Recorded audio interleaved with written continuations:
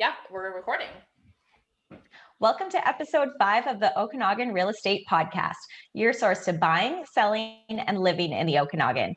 Hosting with me is Marika the Closer Soleil, your modern day superwoman and superstar real estate agent.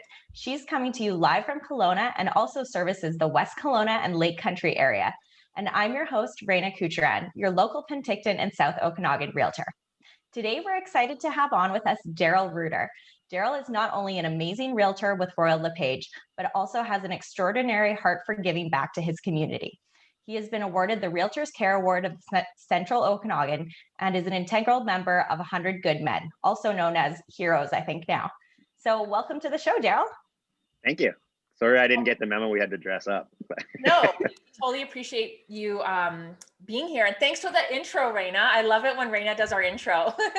I know, Marika the Closer. I want a cool nickname like that. I was trying to think of one for you. We'll have one by the awesome. end of the show.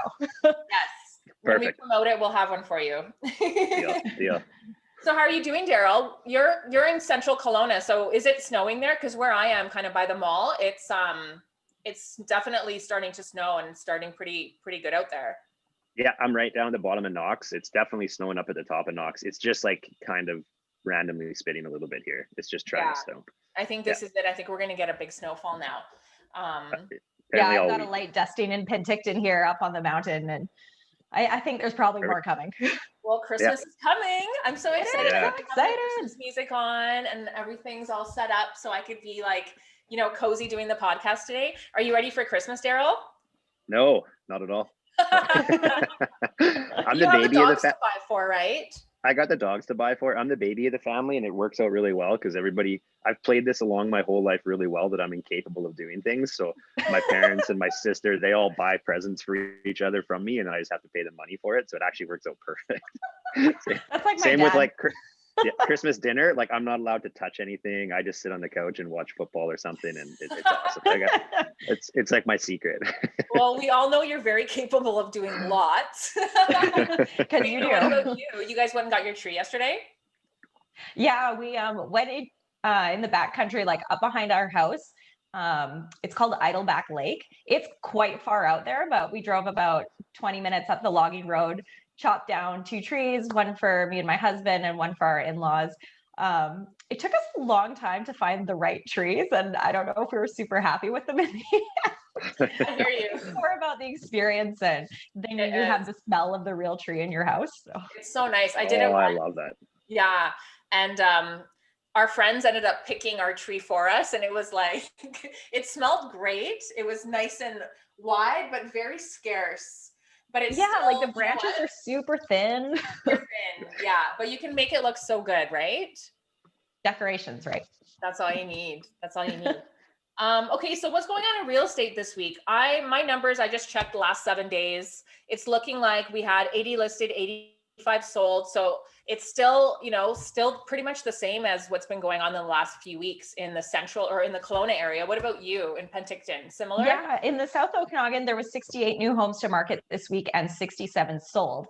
Wow. So better news for buyers, I guess, this week than past weeks where we were seeing sales exceeding the new homes coming to market. But yeah, your average single family home this week in Penticton sold for $715,000. That's the second week in a row for that. Only 58 days on market, and your average townhouse sold for $439,000, which is a little bit less than the previous week, and not a whole lot going on in the condo market. But well, Darryl and I know a lot about the condo market because we had a listing in the same building, and it was quite the challenge to sell it. It was one of those, a little bit higher end buildings downtown Kelowna. And yeah, it was quite a challenge to sell it. How do you feel about what's going on in the market now? Darryl, do you think people are still buying just because maybe they think something is going to happen with a lockdown? Or do you think, what are your thoughts on what's going on with our high amount of buyers and low inventory? Yeah, I don't know. I mean, it's inventory. It sucks, right? It's really tough for a lot of people. It's like, hey, we really want to buy something, or I guess you would deal with this too, but we want to sell our house, but there's nothing to buy. So it's like you get into the system and you're showing people like, hey, in your price range, let's pull it up. It's like, oh, there's 2 houses to choose from. So not a lot of confidence in the inventory, which I would hope goes up a little bit in the spring, but I mean, with interest rates staying low, it's tough to say how that's going to work out. But I mean, I don't know. I mean, they plan on keeping interest rates low for a couple of years, which should help, because I don't know that the real estate market's keeping up with the way the economy is going. So it'll be an interesting spring. It's going to be really interesting next year. Yeah, I did a search for a client. You know, they're averaging, they're looking up to 750 in West Kelowna, and I think one house popped up and it had an offer. And it's just like the same story to everybody. And it's like, what do you say to these people? Like, we can't be going to people's houses and, well, actually some people do that. They go to people's houses and say, hey, you know, I have a client looking for your house. But I think that's more of a sales tactic than actually looking for a buyer. Do you guys think that more people are going to be maybe building their own house if they're not finding what they want in the market with inventory? I know I had 2 accepted offers this week on land, and that's because they weren't happy with what was out there in the market and they want to build. Okay, let's just give her a big congratulations, because she's only been licensed for not that long. And she did 2 deals last week, and I think 1 more coming. Oh, wow. So good job. Right on. Thank you so much. Yeah. It's all downhill from here. Perfect. Give it. You're excited now. Give it a couple years. You'll be jaded and grumpy. I know, right? Actually, no, it's more like it's a weekly thing. Yeah. Yeah. It's a weekly thing. You'll be excited 1 week. The ups and downs, the roller coaster. Like, I'm not busy. I was having when the new restrictions came in December, I was having a slow couple of weeks. So I phoned up Jesse and a few other realtor friends of mine. I'm like, oh, you guys slow too? And everybody else was still busy. So I was like, oh, maybe it's just me. Like, I gotta get working. It's different for everybody, right? Like, I have really busy weeks, and then I have slow weeks where I pretty much just catch up on stuff and then do lots more prospecting. And then it kind of all evens out, but it's definitely like this. Yeah, totally. That's just the life that we chose. It's just I find the life we chose. Raina, you'll see this over the years of your career, but it's sometimes you have a bunch of cool listings piled up and a bunch of buyers, and then all of a sudden you all your work and time and energy is on those people, and then they just all come off the books in 1 month, and then the next month you're sitting there with nothing to do, right? So totally, they all collapse. The yo-yo. Yeah, exactly. It's like 50. And that's when you go away on a trip for a weekend or something. That's the plan. I've been actually thinking about going on one. Oh, no kidding. So, all right. Well, Darryl, you know what? We had you on today. We think you're amazing. You do so much for the community, and we really wanted to talk to you about charity. Christmas is coming up. There's a lot of stuff going on. We're doing our 12 days of giving, which is on day 4 today. Slowly it's progressing. We're going to amp it up a little bit more. You're also donating to that, which we are really happy about. It's coming up in the next few days, so we can talk about that later. But so you're pretty big in donating and, you know, doing events and charity work and that kind of stuff. So tell us what started that whole thing for you. So I'll try to make the story as quick as possible. But basically, when I started selling real estate around 22, I think I was, and I was part of a group called the JCs, kind of a young group of businessmen, and we would put on different events and do different charity things. And the whole point of it was us learning how to run events, us learning how to mobilize a group of people, and as much as a learning experience as it was helping out the community. And I just really loved doing it. And then there was a realtor named Dave Johnson at Royal LePage years ago, rest in peace. So when I was around 22 or 23, he came down with ALS, and we needed to throw a charity event for him and his family. He had a couple of young kids. It's like, ALS is the worst. I just fucking hate that disease. And so Francis, the owner of Royal LePage, came to me and said, you know, there's a few of you in the office that are capable of running an event. Can you guys put one together for him? So we raised this event, and we raised, I think it was about $40,000, and we were able to buy him and his family a van so they could kind of navigate the next couple of years. Sorry, the dogs are getting a little bit. So we bought him a van so they could navigate their life for the next couple of years.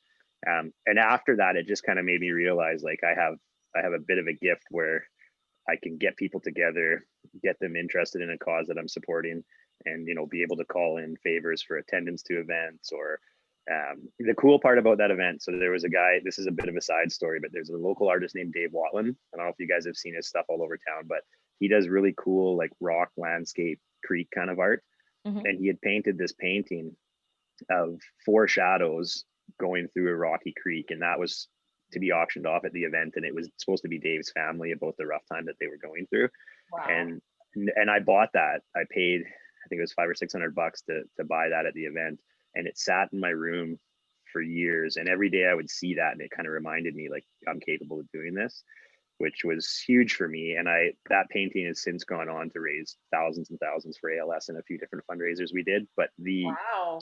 and ever since then, I just love doing it. Like I would want to be involved with organization and events that I believed in first and foremost, but it was mostly the people, right? Like I would get Canadian Mental Health, the SPCA, like different organizations would get a hold of me over the years and ask how to run events more efficiently or raise awareness more efficiently.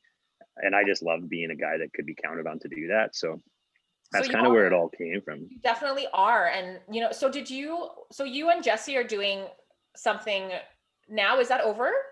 Yeah, that's actually, I got to do an update on that today. So every year for the last 6 years, I've done this charity Santa pub crawl, and we always start at the train station. Yeah. And it's awesome, right? There's 150 people dressed up like idiots in Christmas costumes, and we raise a couple $1,000 and we donate and we sponsor a few families locally. So this year we were doing that. Like we can't do the pub crawl, but Jesse and I each donated $1,000 still for presents. But then we had, we went with the owners of Train Station Pub and Dave Lindsay there. Like Train Station Pub is awesome. Anytime we have a charity thing, we always go to them, and basically they just do whatever we want them to do and help out. And we use Kelowna Community Resources for their Christmas hamper program. And they have 135 families this year signed up. So we joined up with the Train Station Pub, and they're cooking their 4 or 5 course Christmas dinner for all 135 families. So it ends up being 430 something meals. Yeah. So we put it out to a bunch of realtors. They donated a bunch of money. And then we had this group. There's a couple of guys that live up here that are part of a charity group in Arizona called the Valley Guardians. And what they do is they're a bunch of fairly affluent people, and they have these events and they raise millions of dollars, and all their money goes to local kids, and that's their whole mandate. So they want to come up and start doing some work in the Okanagan. So they saw what we were doing, and they gave us $5,000 US for that. So yeah, so we've already raised like $9,000 in a matter of a week or so. So that's actually amazing. Enough to cover off all those meals. Yeah.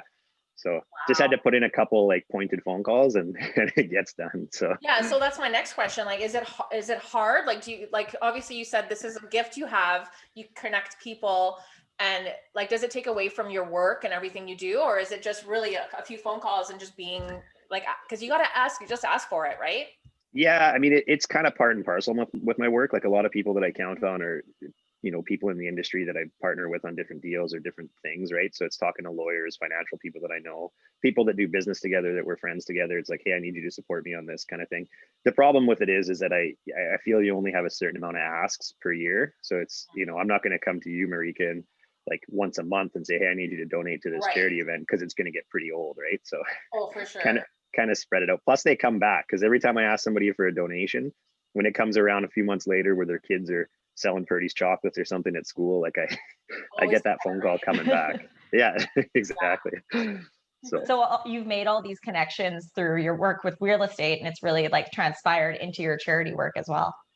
Yeah, absolutely. Yeah, they go part and parcel, right? Like the business community in Kelowna is fairly small once you get involved in it. Marika knows that too, right? So it's, you know, everybody's out there for each other, and we all want to be successful over the years and help each other out whenever we can. And like, I think especially us as realtors, I mean, it's really important for us to give back to the community, just because, I mean, the community gives us everything that we have, right? So it's important for us to look out for them. That's awesome. Well, you know what? I never knew that story, and that's really touching, actually. I'd love to see that picture one day. It's very cool. I think it's actually at Jesse's house now. Is it? So I woke up one day and Colin Bazran, the mayor, gave me a call and said, hey, there's a lady in Kelowna or in West Kelowna that has ALS, and wondering if you can help out, and we want to do some fundraising for her. And I looked at that picture and I said, you know, I think this picture's done enough for me. So I put it on an online auction, and I think Jesse bought it for like $3,500. So we raised $3,500. I ended up becoming a really good friend of that lady before she passed.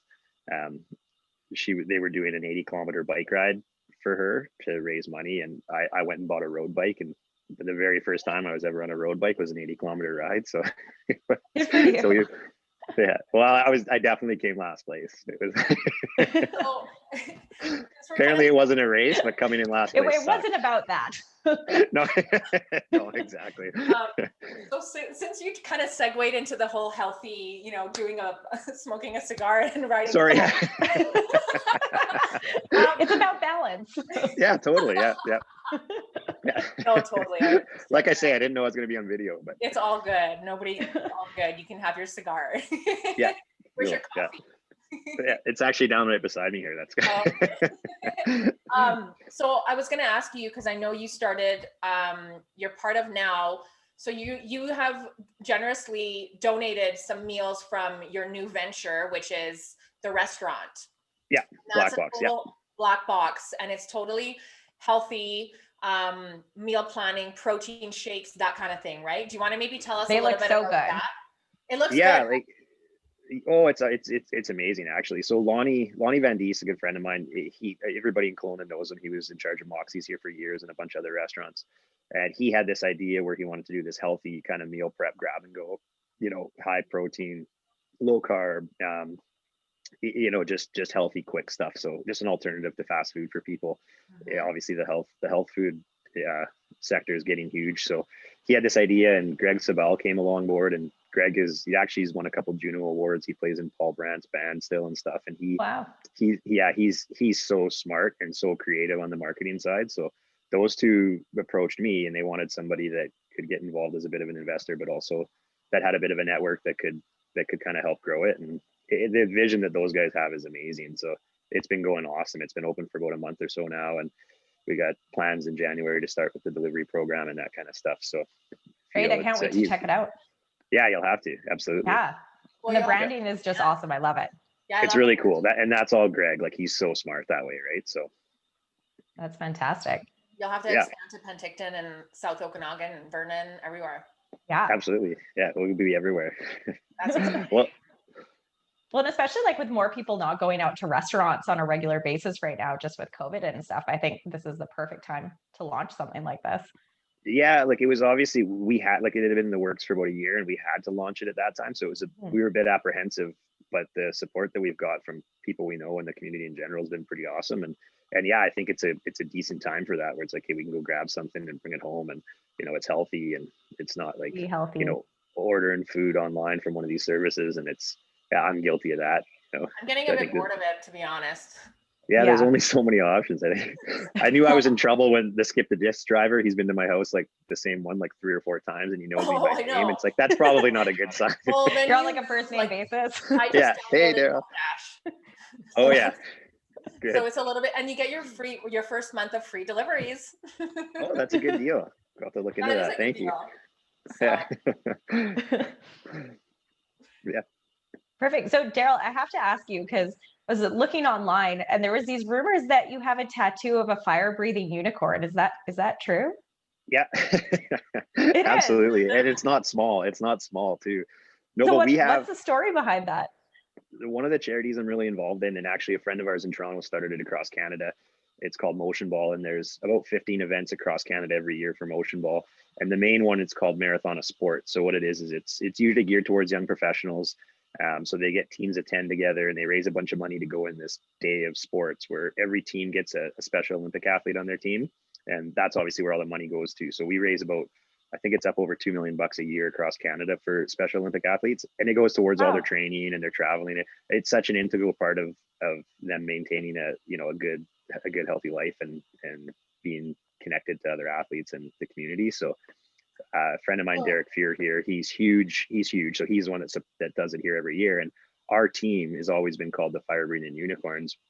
And so last year I put it out there. I'm like, if I hit 10,000 in donations, I'll get a fire breathing unicorn tattooed on my back. And I think I underestimated the amount of people I know that have money that like to see me do stupid stuff.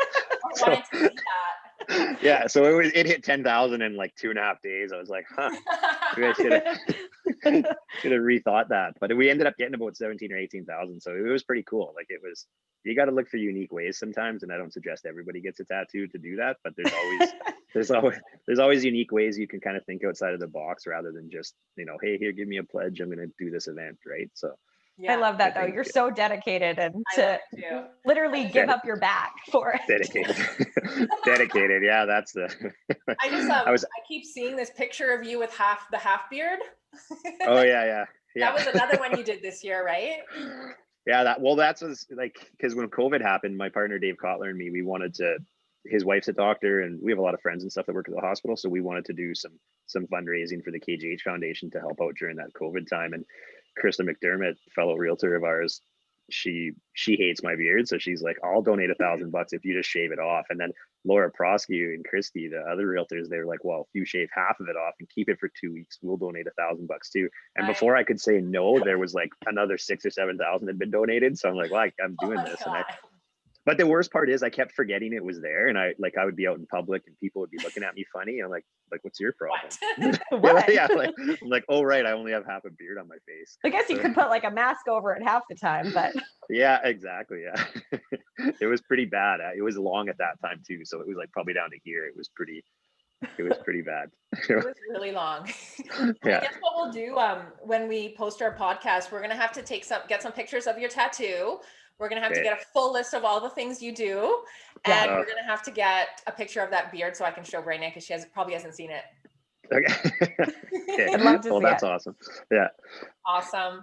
Well, you know what? I think that's a wrap. Hey, I think we're good. We had a really good interview with Darryl. Thank you so much for coming on. You can find Darryl on Instagram at Roots Real Estate and on Facebook. Is your team now just David Kotler and you? Yeah, no, we have a few agents that work for us still but it's just the Reuter Kotler team. And yeah, yeah. Awesome. Well, you're the best. Yeah. Thank you so much for coming on. Yeah. Hey, nice chatting with you guys. Yeah, nice chatting with you too. Have an awesome day. Okay, you too. Talk to you later. Bye. Bye.